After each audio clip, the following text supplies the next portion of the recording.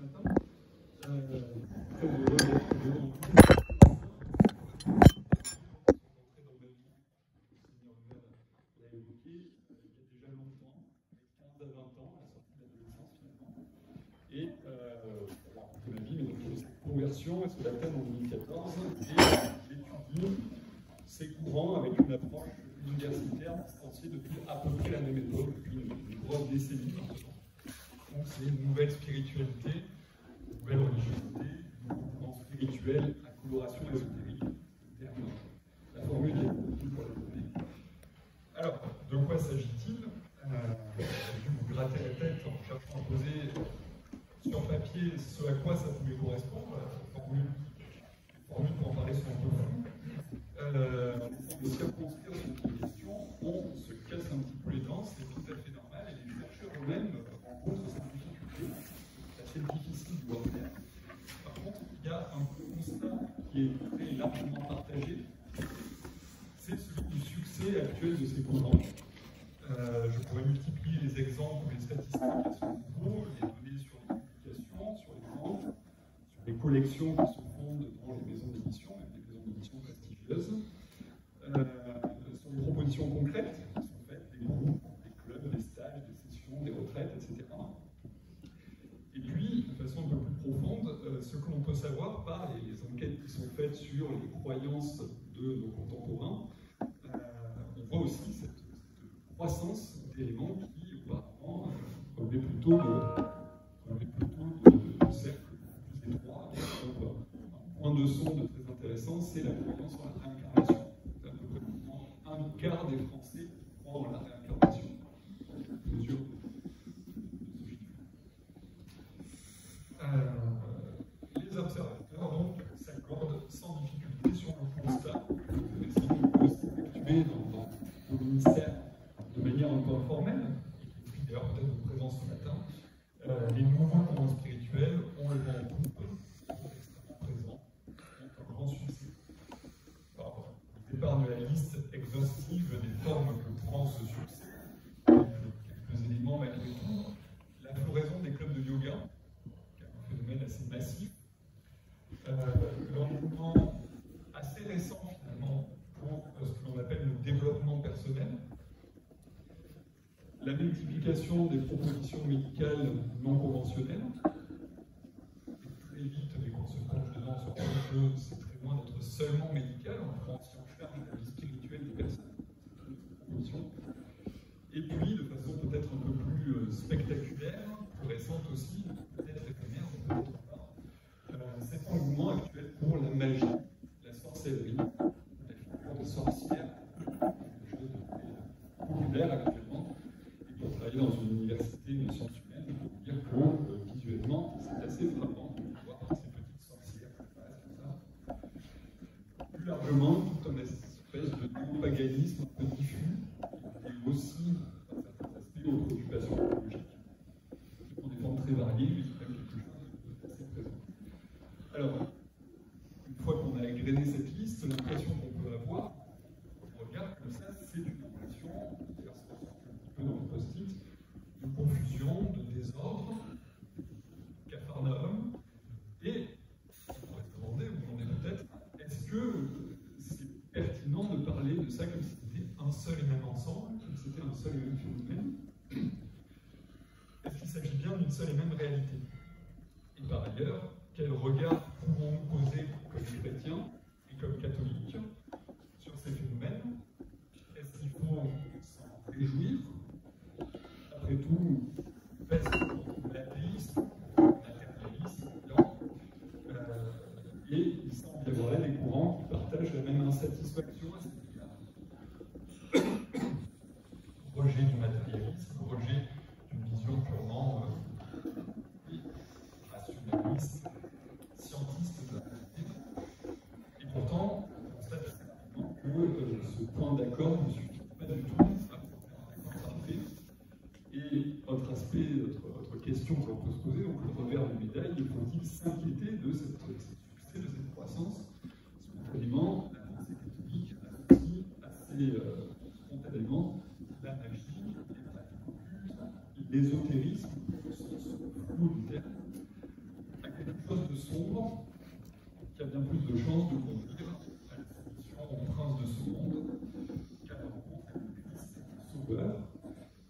derrière, donc, le côté souriant et lumineux du courant qui est question, parce que c'est très lumineux, c'est très des arcs-en-ciel, des cristaux dans tous les sens. Mais ne peut-on pas voir l'œuvre de celui dans sa forme qui peut se déguiser en ange de lumière. L'enjeu de cette matinée est d'essayer de voir un petit peu plus clair. Et ma conviction, c'est que porte le travail de recherche que j'effectue, et puis aussi l'angle d'attaque par lequel je vais aborder ces sujets devant vous, c'est que l'approche historique peut être d'une grande aide pour y voir un petit peu plus clair. Et je vais le dire tout de suite, cette approche historique conduit très vite à relativiser la nouveauté de ce dont il est question. En bon bibliothécaire, j'ai porté quelques livres, et j'aimerais attirer votre attention sur quelques-uns des ouvrages que je peux d'ailleurs vous les proposer à votre lecture si vous avez un peu de temps à passer à ces courants. Petit livre promotionnel, évidemment, mon propre ouvrage auquel il a été fait allusion, chez Artege, l'année dernière, le christianisme au défi des nouvelles spiritualités. Vous en êtes donné l'exemple, c'est pas l'auteur qui choisit le titre, c'est l'éditeur. Moi, j'aurais pas du tout voulu qu'il y ait le mot nouveau dans le titre, mais c'est vraiment une nouvelle spiritualité. On est en 2024. Si on remonte le temps et qu'on remonte donc 20 ans en arrière, vous avez cet excellent document pontifical qui s'appelle Jésus-Christ, le porteur d'olive, une réflexion chrétienne sur le nouvel âge. Voilà, c'était publié en 2004. Et vous voyez, il y a 20 ans, c'était déjà nouveau, nouvel âge.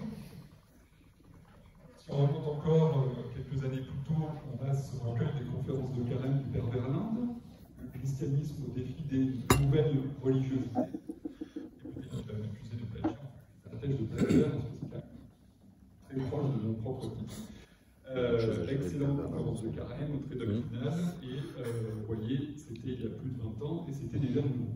Et on remonte encore le temps, on se penche sur la production du Père Vernet, Jean Vernet, qui était le spécialiste dans l'étude de ces sujets, qui a publié beaucoup de très bonnes choses là-dessus. Et donc, il y a ce très bon livre de 1987, Vécu dans la nouvelle religiosité. Et vous voyez, on est 40 ans en arrière, et c'était déjà nouveau. Et en réalité, le Père Vernet a commencé à s'occuper de ces sujets dans les années 70. D'ailleurs, c'est très intéressant de voir le chemin que ça avait suivi suite à une expérience de pasteur de terrain et au constat que ça existait déjà de façon assez massive à l'époque. Et donc voilà, ce premier livre qui commence à aborder ce sujet, il est lié à la question des sectes et réveils religieux, aussi dans ses mails. Vous voyez, années 70, il y avait déjà cette impression de quelque chose qui fleurit, qui court dans tous les sens. Et le Père Vernet lui-même prenait la suite d'un père dominicain, le Père Henri-Charles de Chirac, qui s'occupait déjà de ces sujets dans les années 50. Mais ça commence à dater un petit peu. Et donc, la nouveauté du phénomène doit être relativisée. Les formules sont trop trompeuses, et finalement, la personne qui a, je pense, parce que c'est l'éditeur qui a trouvé le titre, en tout cas qui a mieux formulé ce dont il s'agissait, c'est le Père Jean-Christophe Thibault, donc un de nos confrères qui s'occupe de ça en ce moment de façon très active, qui a publié déjà plusieurs livres sur le sujet. Et il a publié en 2022 ce très très bon livre chez Artege, Les nouveaux visages de l'ésotérisme. Les nouveaux visages de l'ésotérisme, c'est très exactement la bonne formule pour parler de ce dont il s'agit. Ce sont de nouveaux visages pris par quelque chose d'ancien, il y a déjà longtemps, c'est reconfiguré depuis des générations. Ésotérisme. Alors, ce quelque chose d'ancien est ancien, mais pour autant, il est moins ancien que ce qu'on pourrait penser. C'est ça que je vais essayer de situer dans le propos qui va suivre. L'ésotérisme a une histoire, une longue histoire, une histoire qui est méconnue, y compris par ses acteurs, par les acteurs de ces courants, y compris quand ces acteurs sont des personnes savantes, des personnes qui sont extrêmement savantes. Une longue histoire, et pourtant une histoire moins longue que ce qu'on pourrait imaginer. La connaissance de cette histoire, à mon avis, d'assainissement. Elle a valeur en elle-même, cette connaissance, de remède contre quelques-uns des aspects les plus dissolvants pour la raison, le véhicule du courant dont il est question. C'est très bon que je mets l'accent dessus. Je vous propose donc, pour cette première intervention, de remonter le temps et de nous plonger un peu dans les racines profondes des phénomènes communs que nous avons évoqués. Alors, il est impossible d'être coupé en 20 minutes, une histoire qui s'étend sur plusieurs siècles. Ce que je vais vous dire là, c'est le condensé du cours que je donne à l'université sur ces sujets et qui fait 6 heures, et 6 heures, c'est déjà beaucoup trop court. Mais si vous avez du temps à y passer, si vous voulez approfondir un petit peu ce que je vais vous dire, vous trouverez sur YouTube, en tapant mon nom, une série de 5 enregistrements de 2 heures chacun, donc 10 heures, ce qui est encore trop court, qui est la version un petit peu déployée de ce cours et que j'avais enregistré pendant le confinement. Vous avez ça à disposition, donc tapez dans YouTube Adrien Pro. Alors, un mot pour dire ce qui permet de parler de cette histoire avec assurance. Son écriture sur le temps long a fait l'objet de plusieurs décennies d'efforts de la part de chercheurs.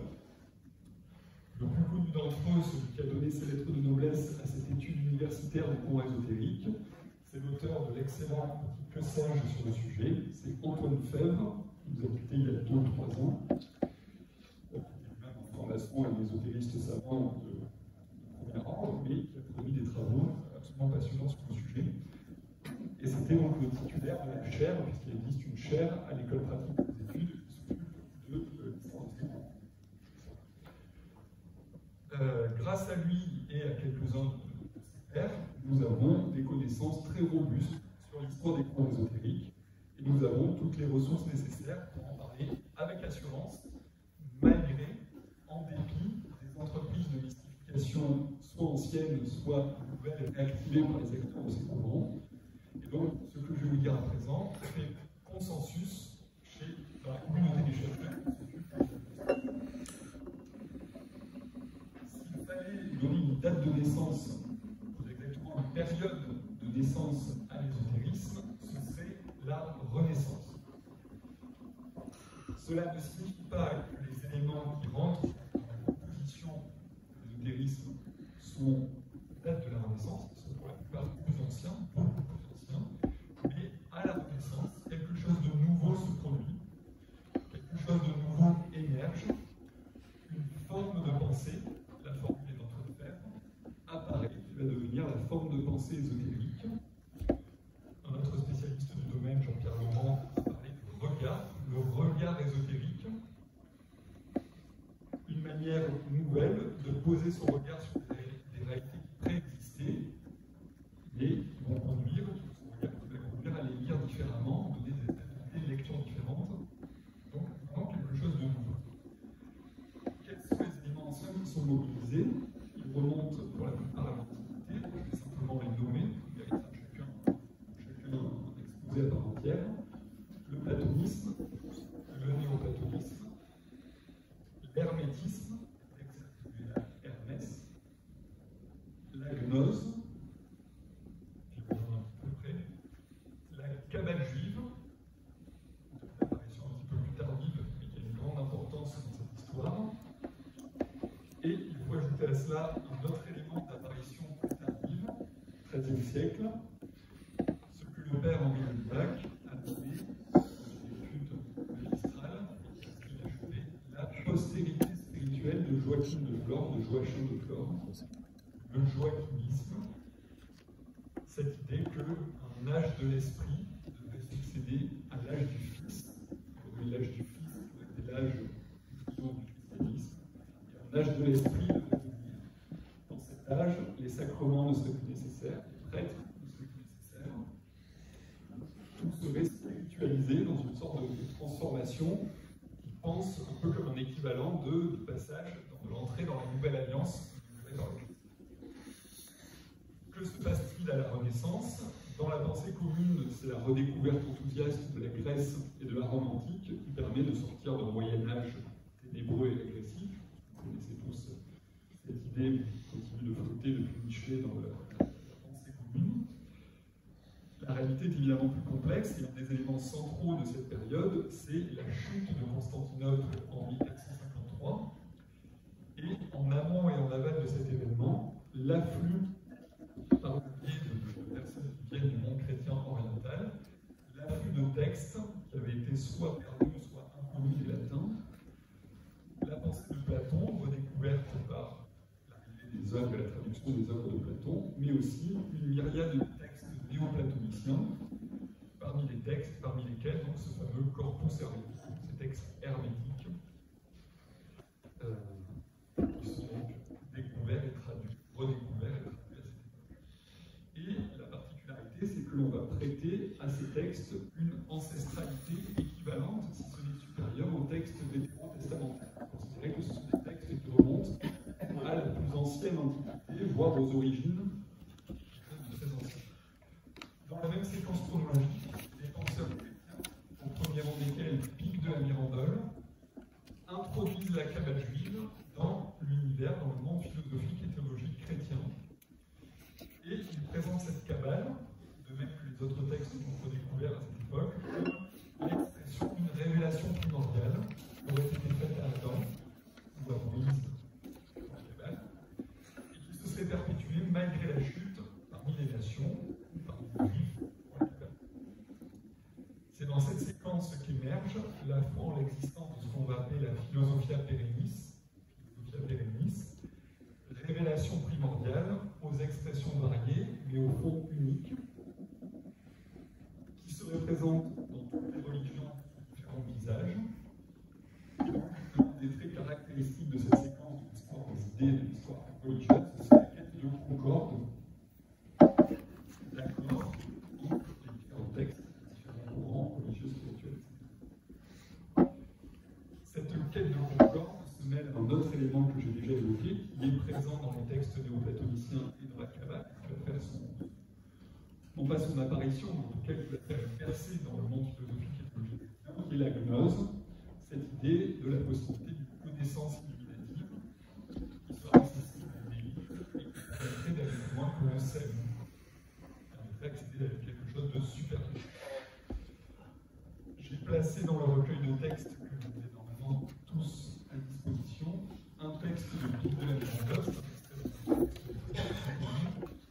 sous le titre de Discours sur la dignité de l'homme.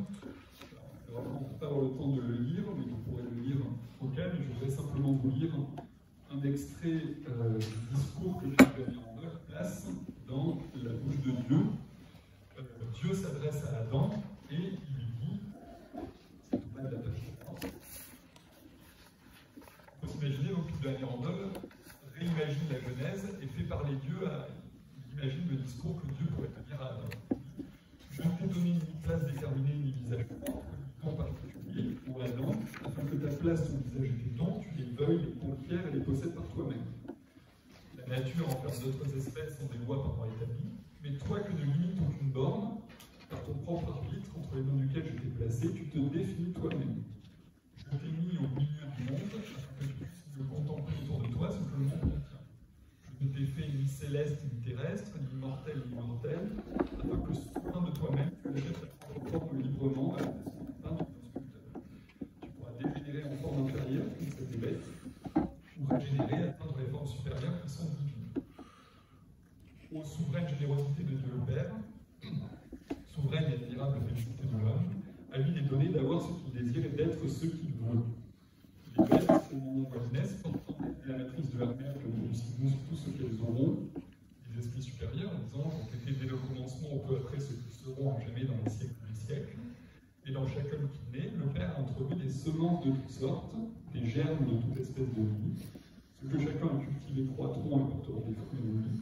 Si ces germes sont végétaux, plantes sensitives, il deviendra animal, rationnel, il se fera âme céleste, intellectuel, il sera ange et fils de Dieu. Mais si, insatisfait du sort de chaque créature, il se recueille dans le centre de son unité, devenu un seul esprit avec Dieu, il se tiendra avant toute chose dans les ténèbres solitaires du Père qui est établi au-dessus de tout. Vous voyez cet élément gnostique, cette possibilité par un effort intellectuel de remonter à un état antérieur à la création, de devenir un avec Dieu, et donc de disposer d'une espèce de place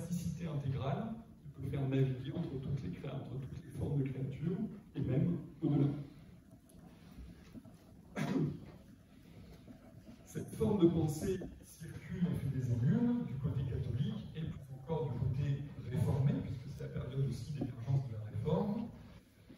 Paracelse et Jacob Boehme au XVIe siècle, et puis au XVIIe siècle, un groupe d'apprentis théologiens de l'université de Tübingen qui élabore une mystification appelée à une grande postérité, la Rose-Croix. De quoi s'agit-il?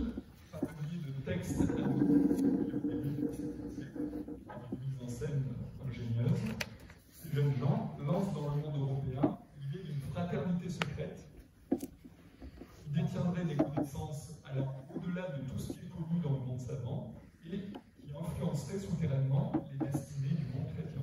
Et vous avez là, pour l'anecdote, la source historique de ce qu'on appelle le complotisme, l'idée d'un gouvernement occulte du monde par une petite fraternité. Les manifestes livrent, les textes Rose-Croix livrent également une doctrine qui se réfère à Paracelse et qui comporte, très clairement, des éléments gnostiques, prétention à perpétuer l'antique révélation adamique et à disposer de pouvoirs spéciaux liés à cette connaissance, notamment la capacité de communication télépathique, etc. L'idée fait son chemin et les éléments doctrinaux qui accompagnent aussi, jusqu'à fournir la matière à une révolution interne de l'ancienne franc-maçonnerie opérative, c'est-à-dire une corporation d'artisans qui n'existait beaucoup au Moyen-Âge. Fin 17e, début 18e, sur les vestiges de la franc-maçonnerie opérative, émerge la franc-maçonnerie telle que nous la connaissons aujourd'hui, société initiatique avec des grades, des initiations, etc. Et donc, les effets dans l'histoire qu'on nous occupe sont absolument considérables. Une sorte d'histoire sainte alternative véhiculée par les textes et par la pratique, il est question d'une révélation primitive faite à Adam, et véhiculée par des canaux semi-souterrains à travers des chaînes d'initiés. À ce stade, la forme de pensée née à la Renaissance, véhiculée par les figures des courants évoqués, concerne surtout une élite. Et à partir de la fin du XVIIIe siècle, des vagues de popularisation successives se déploient de manière de plus en plus massive. Je vais simplement mentionner très rapidement les principales. Fin XVIIIe siècle, à la veille de la Révolution, on a un succès fulgurant de la pensée et des pratiques de Mesmer, appelé le magnétisme animal, le mesmérisme, la thèse selon laquelle un fluide invisible sert de trame à tout le cosmos, les maladies seraient des fruits du déséquilibre de ce fluide, et le magnétisme devait les rééquilibrer. Là, vous avez le fond doctrinal qui sert encore aujourd'hui à toute la pratique de magnétisme, qui est très très développée. Milieu du XIXe siècle, diffusion massive de la pratique du spiritisme. Le spiritisme, c'est cette tentative de rentrer en communication avec des esprits invisibles par différents moyens. Donc, populaire un peu plus, c'est la tournante, les alphabets spirites. Et les spirites, donc, considèrent les courants et les penseurs, soit des esprits comme des âmes de personnes défuntes qui se baladent dans un monde intermédiaire en attendant de se réincarner, puisque beaucoup cette fois la réincarnation, parce que la foi massive actuelle en la réincarnation vient autant de ce courant-là que les influences mentales ultérieures, où il y a cette idée aussi que les esprits pourraient être des êtres de notre nature, peut-être des anges. En tout cas, vous voyez cette grande vague de communication avec ce monde invisible. Deuxième moitié du XIXe siècle, multiplication de groupes ésotériques, c'est le siècle que à l'école publique on présente comme le siècle du progrès de la science. En réalité, c'est le siècle ésotérique par excellence et les deux mouvements avancent main dans la main. Et on voit cette tension et cette dualité même chez les acteurs centraux du scientisme, y compris chez Auguste Comte. C'est très amusant livre de figurer le XIXe siècle à travers les âges et le doigt là-dessus avec le côté percutant dont on est capable de livrer. Et donc, vous avez des figures et des courants qui se déploient dans tous les sens, des figures de proue comme Eliphas Lévi, grand popularisateur de la magie, et puis l'émergence, l'apparition de la Société théosophique, 1875, qui introduit l'emploi d'un vocabulaire hindou-bouddhiste et qui tourne tous les regards vers l'Orient, puisqu'il prétend être en contact avec des maîtres cachés quelque part dans le fond du Malaya qui diffusent la connaissance spirituelle cachée pour respiritualiser le monde occidental. Des grandes figures en émergent, Papus, Édouard Georges Furet, l'auteur d'un livre qui est toujours très vendu, qui s'appelle Les Grands Initiés. Et puis Rudolf Steiner, le fondateur de l'anthroposophie, la société anthroposophique, dont on a pas mal parlé ces dernières années, avec les écoles Steiner, et puis aussi l'agriculture biodynamique. Début du XXe siècle, l'ésotérisme trouve en René Guénon, un théoricien de génie. Il élabore une synthèse doctrinale d'une grande solidité, portée par un regard très anti-moderne, qui séduit certains catholiques de l'époque, et par une perspective gnostique assumée. Son œuvre peut être prise comme une formulation aboutie et probablement indépassable de la Philosophia Perennis, qui fut au nom de tradition primordiale. Tradition primordiale dont toutes les religions seraient des rameaux, des expressions singulières. Et je vous ai mis dans le recueil un extrait pour que vous voyez comment le christianisme est pensé dans des courants de cette sorte. C'est à la page 5. En dépit des origines initiatives du christianisme, imagine le christianisme ayant été à l'origine de Gnose, une expression dominante de la tradition primordiale, celui-ci dans son état actuel n'est certainement rien d'autre qu'une religion, c'est-à-dire une tradition d'ordre exclusivement exotérique. Et il n'a pas en lui-même d'autre possibilité que celle de tout exotérisme. Il ne le prétend d'ailleurs nullement, puisqu'il n'est jamais question d'autre chose que d'obtenir le salut. Une initiation peut naturellement s'y superposer, et elle le devrait même normalement pour que la tradition soit véritablement complète, possédant effectivement les deux aspects exotériques et ésotériques. Mais dans sa forme occidentale tout au moins, la clé de compréhension quand les gens vont vers les orthodoxes, il y a ça encore qui était présenté chez les orthodoxes. Dans sa forme occidentale tout au moins, cette initiation n'existe plus présentement. Il est d'ailleurs bien entendu que l'observance des rites exotériques est pleinement suffisante pour atteindre au salut, et c'est déjà beaucoup assurément, et c'est même tout ce à quoi peut légitimement prétendre aujourd'hui plus que jamais l'immense majorité des êtres humains. Mais que devront faire dans ces conditions ceux pour qui, suivant l'expression de certains théotasavophiles, des initiés de l'ésotérisme musulman, le paradis n'est encore qu'une prison. Donc, vous voyez, dans cette logique, le christianisme n'est pas rejeté, il est simplement considéré comme quelque chose d'inférieur, de décapité, à qui il manque la dimension essentielle qui est l'ésotérisme. Comme si c'était quelque chose encore sans tête qui continuerait de vivre une espèce de vie délabrée et sans. Nous arrivons à notre temps. Après les deux guerres mondiales, le XXe siècle connaît une séquence de très forte popularisation des courants ésotéristes. Celle-ci commence à la fin des années 50 par deux grands canaux. Les plus anciens d'entre vous ont peut-être connu cet engouement pour le livre Le Matin des magiciens, paru en 1960, puis par la revue qui a suivi, Planète, qui a été un grand canal de popularisation des courants de la pensée ésotérique, à destination d'un grand public cultivé. Puis d'autre part, vous avez une personne absolument rôle central de cette histoire qui est Arnaud Desjardins, qui a popularisé par le biais de la télévision à laquelle il travaillait, le média en vogue, en essor, diffusion de films avec les premières images des yogis, avec les premières images des lamas tibétains, avec les premières images des monastères zen, commenté avec un discours utilisé chez René Guénon, et donc présentant cette découverte comme le moyen de re-spiritualiser, de redresser spirituellement un monde occidental à la dérive. Donc, après ces documentaires, la publication du livre, il a publié une cinquantaine, une soixantaine, c'est déjà une sorte de mémoire de son temps. Et puis, il a fondé sa propre communauté, qui a accueilli des centaines de milliers de retraitants des années. Dans les deux cas, nous avons l'héritage de Planète, des magiciens d'un côté et des jardins de l'autre, ou l'héritage de René Guénon pour le thème de la tradition primordiale et l'élément gnostique, et l'héritage des groupes Gurdjieff, ésotéristes de la génération antérieure, pour la dimension pratique, la quête de transformation de soi. Et c'est à la même époque que fleurit ce qu'on a appelé, qui a fait beaucoup dans l'époque, le mouvement New Age, devenu transatlantique, la contre-culture américaine, notre canal de popularisation du temps. À partir de cette séquence, la popularisation ne s'est jamais vraiment arrêtée. Frédéric Lenoir, que j'ai étudié dans le cadre de ma thèse, est un héritier direct de Arnaud Desjardins. C'est la lecture d'Arnaud Desjardins qui a converti l'ésotérisme à son adolescence, malgré sa conversion à l'athéisme, qui a été marquée par cette pensée-là.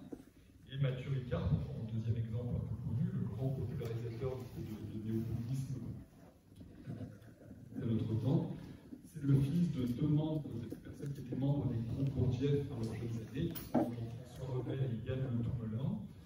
Et Mathieu Ricard s'est tourné vers le bouddhisme suite à sa découverte de l'œuvre d'Arnaud Desjardins, héritage familial plus Arnaud Desjardins, égale conversion au bouddhisme et diffusion de ce bouddhisme. Et si on remontait, j'essaie avec quelques autres de faire, de remonter les fils des courants populaires actuellement, on finit toujours par retomber sur des figures ou des courants que j'ai évoqués, pour les mêmes.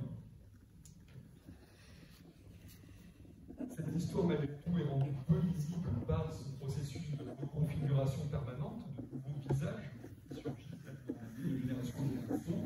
Et si j'avais eu à donner une présentation comme celle-ci il y a 20 ou 30 ans, j'aurais essentiellement parlé du nouvel âge, du New Age, c'était le sujet de l'époque.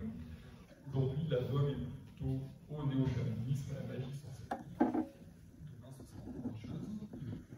Pour vous donner une idée de la forme que ça peut prendre, on parlait rapidement de Frédéric Lenoir, la quatrième de couverture d'un des livres les mieux vendus de Frédéric Lenoir, L'âme du monde.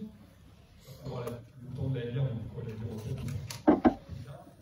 Et c'est une expression, de façon très claire, une reformulation de la grande thèse du New Age, du nouvel âge qui vient, où toutes les religions sont appelées à disparaître, pour être fusionnées, synthétisées dans une espèce de spiritualité révolutionnaire. Et il y a toute une dramaturgie qui est mise en place pour justifier cette transition. Alors, quelques mots de conclusion, j'ai déjà débordé, je suis désolé. Ce parcours à grandes enjambées peut donner l'impression, le risque de l'opération d'une histoire qui serait unifiée et cohérente. En réalité, ce n'est pas le cas du tout. On ne peut pas penser ces courants comme on penserait une religion bien identifiée. C'est beaucoup plus complexe. Il y a une formule qui avait été adoptée par notre sociologue, qui était la nébuleuse mystique ésotérique. Nébuleuse mystique ésotérique, l'image fonctionne assez bien. Ça se présente sous une forme de quelque chose de très mouvant. On perçoit une certaine unité, mais avec des champs de gravitation très complexes, quelque chose de très mouvant. Ils ont pourtant donc une certaine unité, et ils ont surtout, et c'est peut-être le point sur lequel je voudrais insister pour conclure, une assise doctrinale profonde et solide. Ce n'est pas toujours perceptible, surtout quand l'auteur ou l'œuvre qu'on examine est une œuvre grand public. Les éléments dont je vous ai parlé, ils sont souvent très dilués, et généralement, ils sont mobilisés, ils peuvent être mobilisés de façon inconsciente, sans connaître leur source historique et sans être véritablement nommés, sans connaître la nature ou la histoire. Et par ailleurs, les personnes qui véhiculent, qui accueillent des pensées de ce type, sont convaincus de vivre dans le dépassement des religions, entendu dans le sens classique du mot. Il y a d'une manière presque instinctive un positionnement de surplomb. Et cela rend très difficile l'annonce de l'évangile à ces personnes, mais je garde des développements à ce sujet pour